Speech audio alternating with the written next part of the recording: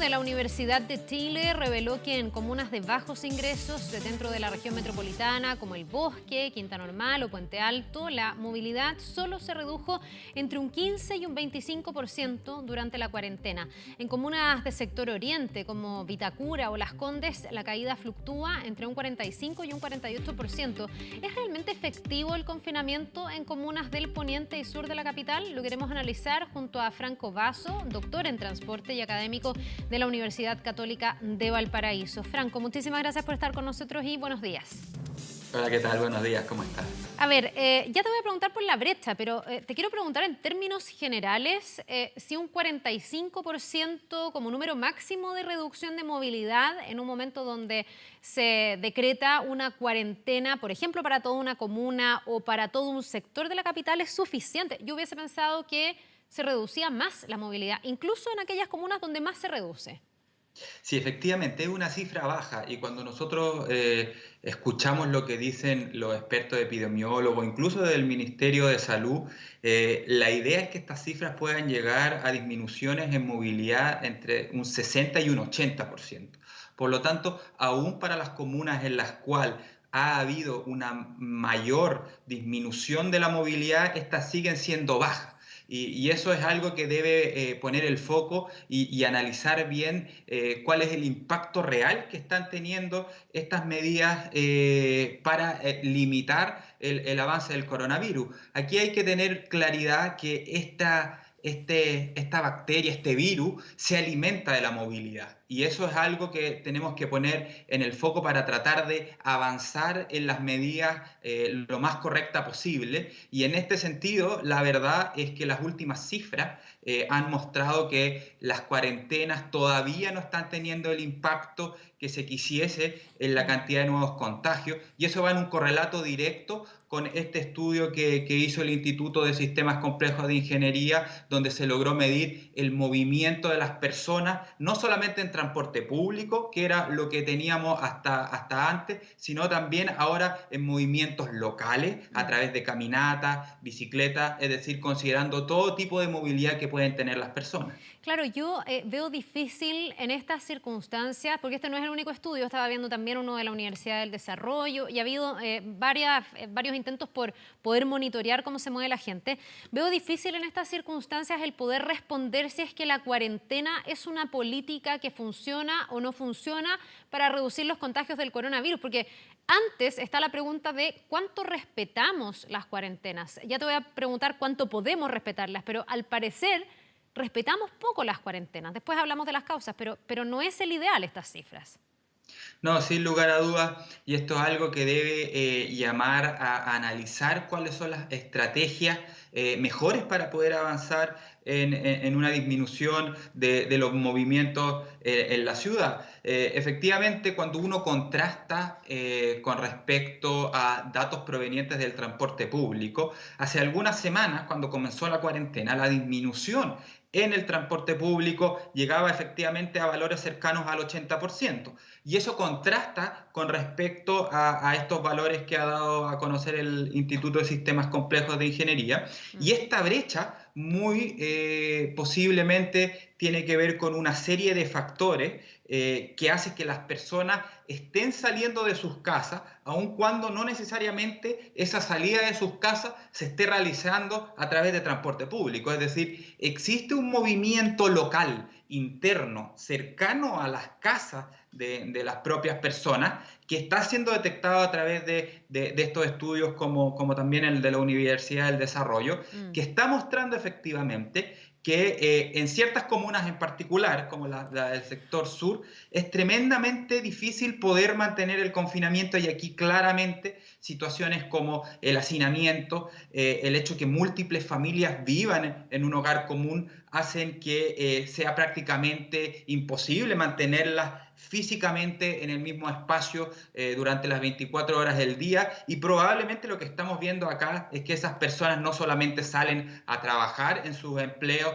muchas veces informales, sino también salen a los alrededores probablemente a compartir con otras personas, porque dentro de su propio espacio no existen las condiciones mínimas para que ellos puedan mantener una cuarentena, como si la verdad se ve bastante más respetada en el caso de comunas del sector oriente. La movilidad es 3 veces menor en Vitacura que en Puente Alto, y eso es algo que tiene que llamarnos a ver cuál es la medida más efectiva para cada una de las personas de la ciudad. Ahora, entendiendo que es súper multifactorial y profundo también ese análisis de la brecha con las condiciones que puede haber en una casa que está hacinada, con la necesidad de salir a trabajar porque si no simplemente no puedo alimentarme ni alimentar a mis hijos, también yo te hacía hincapié en lo general.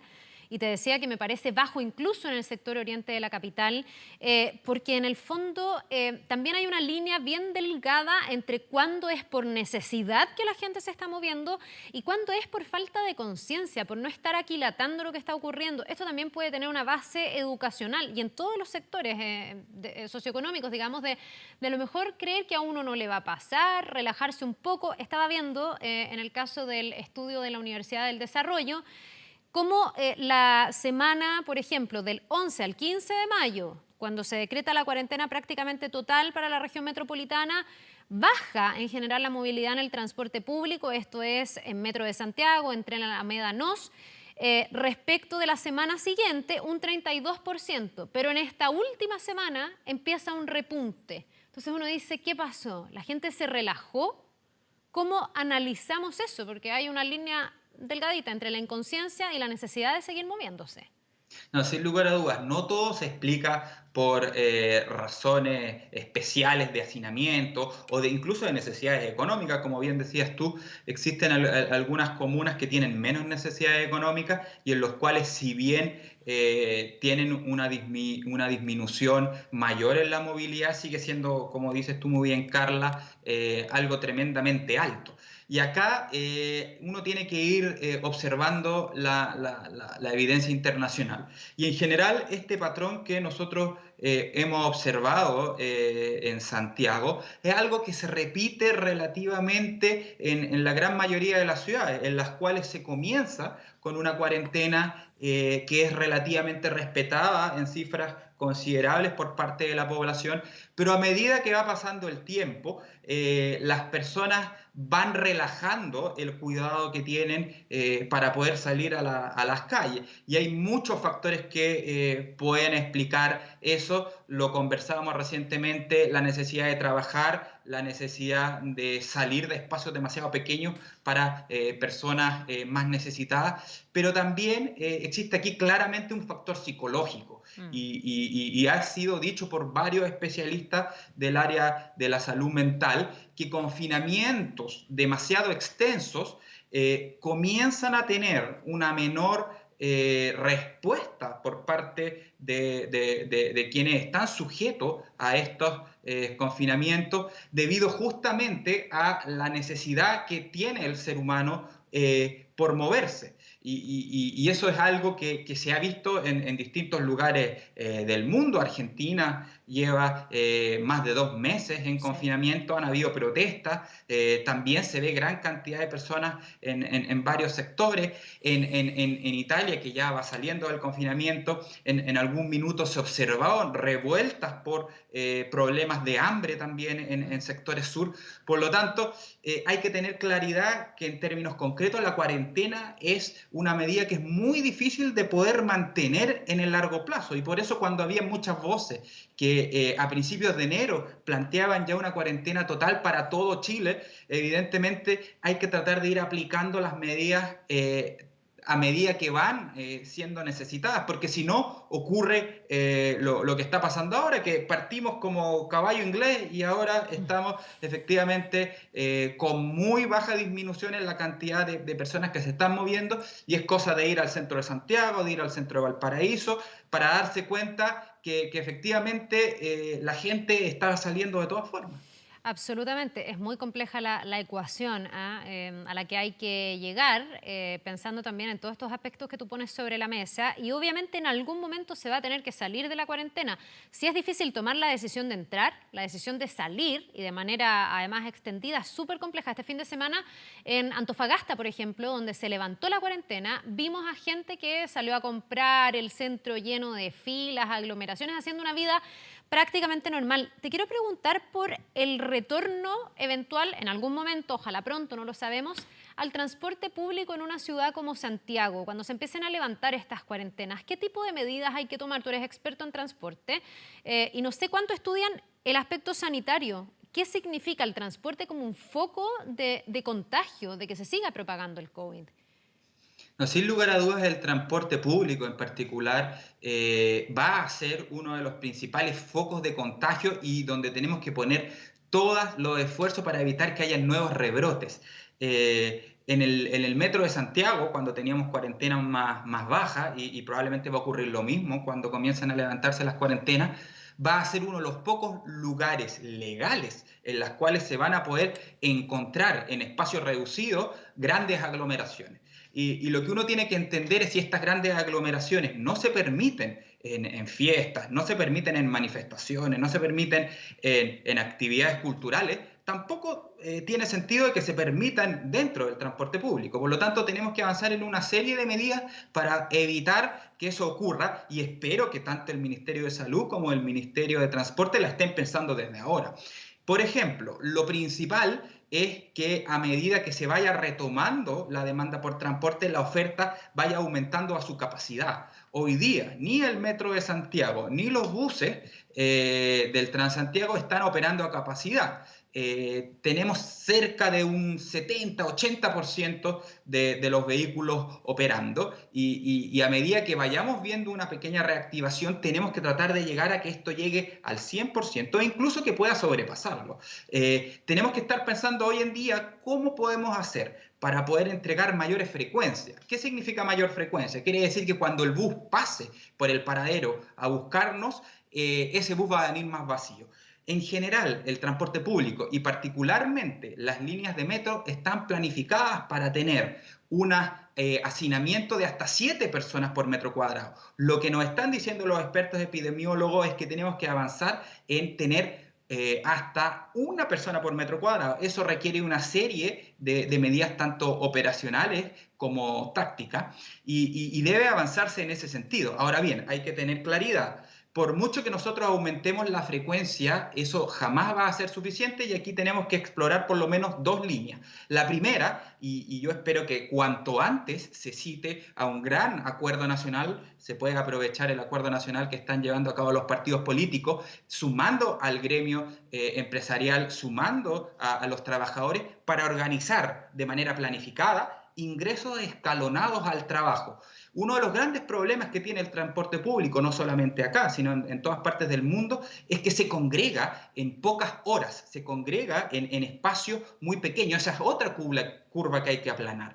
Y para eso es esencial poder tener ingresos diferidos al trabajo, si no, por mucho que la frecuencia aumente, no se va a poder lograr disminuir estos hacinamientos que por planificación son los que se tienen normalmente en el transporte público. Tenemos que también avanzar en potenciar la movilidad sustentable y en ese sentido corremos un riesgo de que durante el próximo semestre haya un aumento importante en el uso del automóvil. ¿Por qué? Porque el automóvil hoy en día es un modo de transporte seguro para las personas y que si bien genera externalidades como la congestión y la contaminación, para las personas que van en él permiten evitar el contagio. Y para evitar que justamente aumente la contaminación, producto de este aumento en los autos, tenemos que potenciar las bicicletas, los modos sustentables y también fuertemente avanzar en mejorar las sanitizaciones de los buses, que hoy en día, la verdad, siguen siendo muy escasas para las necesidades que se tienen en el transporte público. Sí, sabes que te escucho y bueno, me parece que obviamente debería haber un plan súper robusto. Yo tiendo a pensar que va a venir antes la vuelta de la gente a su trabajo y el levantamiento de las cuarentenas que la posibilidad, por ejemplo, de que los niños vayan al colegio.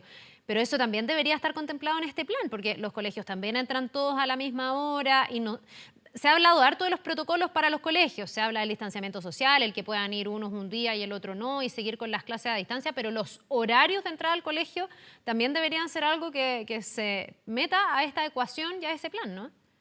No, sin lugar a dudas, lo que nosotros hemos escuchado bastante es justamente estas medidas como las que están aplicando varios países asiáticos, particularmente como Corea del Sur, estos distanciamientos sociales, incluso poner unas micas alrededor de las pupitres, pero no he escuchado, y yo voy a insistir con toda la fuerza cada vez que sea requerido, con la idea de poder avanzar en planificar horarios distintos. Si no planificamos horarios distintos, tanto para colegios como para trabajos, el transporte público se va a transformar en el gran foco de contagio del COVID-19. Y hay que tenerlo claro, no existe un retorno seguro si es que no tenemos un transporte seguro. Y eso es algo que tiene que estar en el foco de la discusión y apenas tenga yo espacio para poder plantearlo una y otra vez hasta que idealmente sea escuchado por las autoridades, seguiremos haciéndolo porque creo que la clave está en aplanar la utilización del transporte público una vez que superemos esta fase de confinamiento. Ahí va a estar la clave para evitar que se generen nuevos rebrotes importantes como los que ya hemos visto en varios países, como Corea del Sur, incluso en Singapur, cuya estrategia para atacar la pandemia fueron evaluadas positivamente originalmente, pero tuvieron segundos rebrotes y el transporte público, la verdad, tuvo harto que ver en eso y tenemos que evitarlo a toda costa. Franco, para terminar, ya se nos va el tiempo, te quiero preguntar cortito respecto de la distribución de las canastas, de las cajas que está repartiendo el gobierno, porque tú habías sido, tú eres experto en logística, para que a la gente le quede claro por qué te cambio también de tema. Tú habías advertido que al ritmo que va la entrega de las cajas y por la logística que se requiere, iban a ser muchos meses. No me acuerdo si dijiste, creo que dijiste 3 meses más. Pero ayer el presidente le pone fecha y dice que se va a totalizar la entrega para el 21 de junio, que son 20 días más. ¿Ves posible que se alcance esa meta? ¿Cuál era tu cálculo No, y eso si no es va a posible ocurrir. o no? No va a ocurrir que se entreguen 2,5 millones de cajas al 21 de junio. ¿Por qué no?